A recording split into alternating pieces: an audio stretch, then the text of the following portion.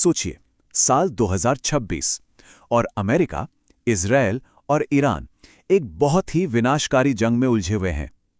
अब सवाल ये उठता है कि दुनिया इस खतरनाक मोड़ पर आखिर पहुंची कैसे? तो चलिए, आज हम इसी कहानी को परत दर परत खोलते हैं और उन कूटनीतिक चूकों और सैन्य तनावों को समझने की कोशिश करते हैं जिन्होंने इस बड़ी तबाही की आग को हवा दी। और इस पूरी कहानी की शुरुआत होती है राष्ट्रपति ट्रंप के इस सीधे सपाट अल्टीमेटम से।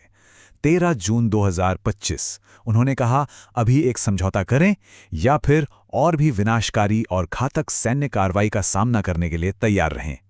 ये सिर्फ कोई खोखली धमकी नहीं थी, बल्कि इसने आने वाले भयानक संघर्ष की एक तरह से नींव ही रख दी थी। तो इस पूरे घटनाक्रम को हम 5 हिस्सों में देखेंगे। सबसे पहले बात करेंगे एक कूटनीतिक दांव की, फिर आएगा 12 दिवसीय युद्ध, उसके बाद देखेंगे कि कैसे तनाव बढ़ता गया, फिर समझेंगे युद्ध के नए मोर्चों को, और आखिर में इसके जो वैश्विक आर्थिक झटके लगे उन पर भी नजर डालेंगे। तो कहानी शुरू होती है जनवरी 2025 से। ट्रंप वापस सत्ता में आते हैं और आते ही अधिकतम दबाव वाला अभियान फिर से चालू हो जाता है। उन्होंने ईरान के सर्वोच्च नेता को एक खत भेजा और बस उसी खत के साथ एक नए न्यूक्लियर डील के लिए 2 महीने की उल्टी गिनती शुरू हो गई। अब देखिए, ये जो टाइमलाइन थी ये कितनी तेजी से आगे बढ़ी। मार्च 2025 में ट्रंप ने वो खत भेजा। 12 अप्रैल तक ओमान की मध्यस्थता से बातचीत शुरू भी हो गई, लेकिन 12 जून आते आते वो 60 दिन की डेडलाइन खत्म हो गई। मतलब कूटनीति के लिए वक्त बहुत ही कम था। इतने जटिल मुद्दे पर समझौता करने के लिए सिर्फ 60 दिन। जाहिर है दोनों तरफ जबरदस्त दबाव था और कामयाबी की उम्मीद कह सकते हैं बहुत कम थी। और जैसे ही कूटनीति की ये डेडलाइन खत्म हुई, बातचीत की जगह बंदूकों ने ले ली। यहीं से शुरू होता है खुले संघर्ष का पहला दौर, जिसे 12 दिवसीय युद्ध कहा गया। बातचीत को फिर से पटरी पर लाने की कोशिशें हो ही रही थीं। अभी 2 दिन बाकी थे कि 13 जून को अचानक सब कुछ बदल गया। इजराइल ने ईरान के न्यूक्लियर ठिकानों पर सरप्राइज अटैक कर दिया और बस इसी हमले के साथ 12 दिवसीय युद्ध का बिगुल बज गया। अब शुरू में तो ऐसा लगा कि अमेरिका शायद इस लड़ाई से दूर रहेगा। वो सीधे तौर पर शामिल होने में थोड़ा हिचकिचा रहा था, लेकिन ये हिचकिचाहट ज्यादा दिन नहीं चली। ठीक 9 दिन बाद 22 जून को अमेरिका ने सीधा दखल दिया और बस इसके बाद तो संघर्ष का जो पैमाना था वो रातों रात बदल गया। और अमेरिका का ये हस्तक्षेप कितना गंभीर था, इसका अंदाजा ऑपरेशन मिडनाइट हैमर से लगाया जा सकता है। अमेरिका के लॉन्ग रेंज बॉम्बर्स ने ईरान के सबसे अहम, सबसे महफूज न्यूक्लियर साइट्स को सीधे निशाना बनाया। इसमें Fordow fuel enrichment plant, Natanz nuclear facility और इस्फहान न्यूक्लियर टेक्नोलॉजी सेंटर, ये सब शामिल थे।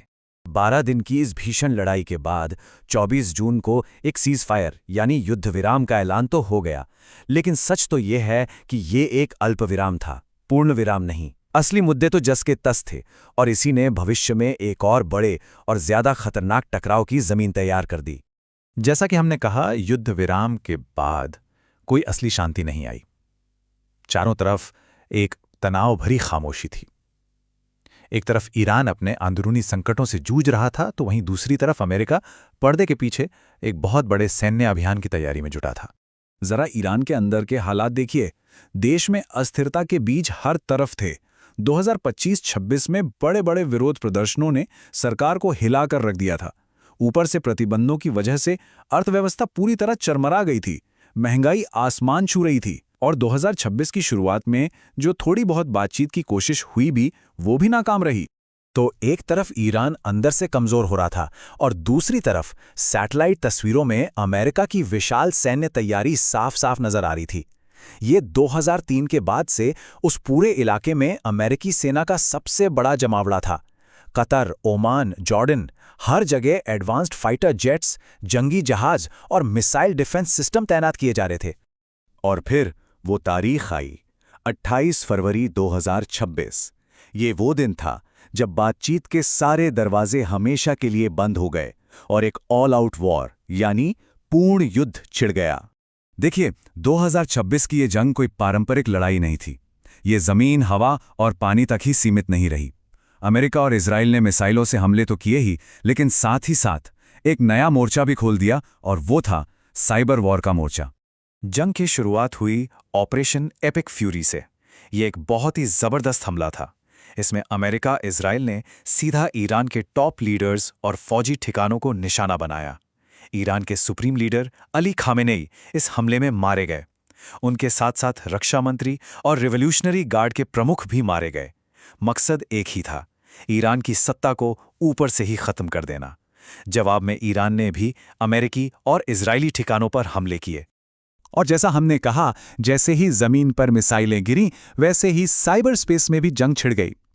पहले हमलों की कुछ ही घंटों के अंदर 60 से भी ज्यादा हैक्टिविस्ट ग्रुप्स, मतलब वो हैकर्स जो किसी राजनीतिक मकसद के लिए काम करते हैं, एक्टिव हो गए और उन्होंने साइबर हमलों की झड़ी लगा दी।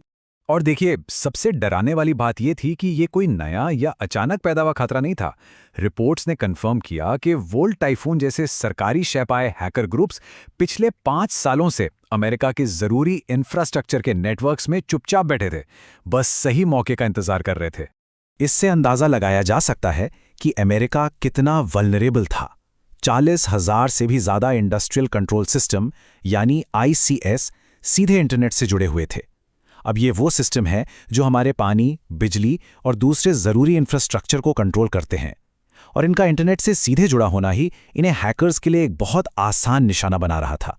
तो जाहिर है, जब लड़ाई इतने बड़े लेवल पर हो तो उसका असर सिर्फ उस इलाके तक सीमित नहीं रहता। चलिए अब देखते हैं कि इस क्षेत्रीय जंग ने कैसे पूरी दुनिया की इकोनॉमी को हिला कर रख दिया। ING जैसे बड़े बड़े फाइनेंशियल इंस्टीट्यूशंस की एनालिसिस ने पहले ही खतरे की घंटी बजा दी थी। उनकी रिपोर्ट में साफ साफ कहा गया था कि इस जंग के बहुत ही भयानक आर्थिक नतीजे होंगे, और इस चेतावनी से दुनिया भर के बाजारों में एक डर की लहर दौड़ गई। और इस पूरे आर्थिक संकट का जो एपिसेंटर था वो था स्ट्रेट ऑफ हॉर्मुज। जैसा कि ING की रिपोर्ट में कहा गया है, दुनिया का करीब 20% तेल और गैस यहीं से गुजरता है। हम सब जानते हैं कि स्ट्रेट ऑफ हॉर्मुज कितना ज़्यादा महत्वपूर्ण है। सीधी सी बात है, ये ग्लोबल एनर्जी सप्लाई की लाइफ लाइन है। यहाँ ज़रा सी भी गड़बड़ का मतलब है पूरी दुनिया की अर्थव्यवस्था पर असर। तो फिर असर क्या हुआ? असर फौरन और बहुत गंभीर थे। तेल के दाम आसमान छूने लगे। 2022 के संकट की यादें ताज़ा हो गईं। बड़ी बड़ी शिपिंग कंपनियों ने हुर्मुज से अपने जहाज ले जाना बंद कर दिया। अमेरिका में महंगाई फिर से 3% के पार जाने का अनुमान लगाया जाने लगा, और दुनिया भर के सेंट्रल बैंकों को ब्याज दरें घटाने के अपने प्लान को टालना पड़ा। कुल मिलाकर इस जंग ने दुनिया की इकोनॉमी को एक स्टैगफ्लेशनरी शॉक दिया। अब इसका मतलब क्या है? आसान भाषा में कहें तो एक ऐसी स्थिति जहां एक तरफ इकोनॉमिक ग्रोथ धीमी हो जाती है और दूसरी तरफ महंगाई तेजी से बढ़ती है। ये किसी भी सरकार और सेंट्रल बैंक के लिए एक बुरे सपने जैसा होता है।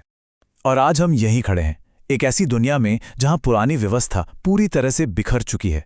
जंग अब सिर्फ जमीन पर नहीं, बल्कि सैन्य, साइबर और आर्थिक तीनों मोर्चों पर एक साथ लड़ी जा रही है। और ये हालात हमें एक बहुत बड़े सवाल के सामने लाकर खड़ा कर देते हैं कि जब जंग हर जगह, हर मोर्चे पर एक साथ लड़ी जा रही हो, तो फिर बिना शर्त आत्मसमर्पण का आखिर मतलब ही क्या रह जाता है?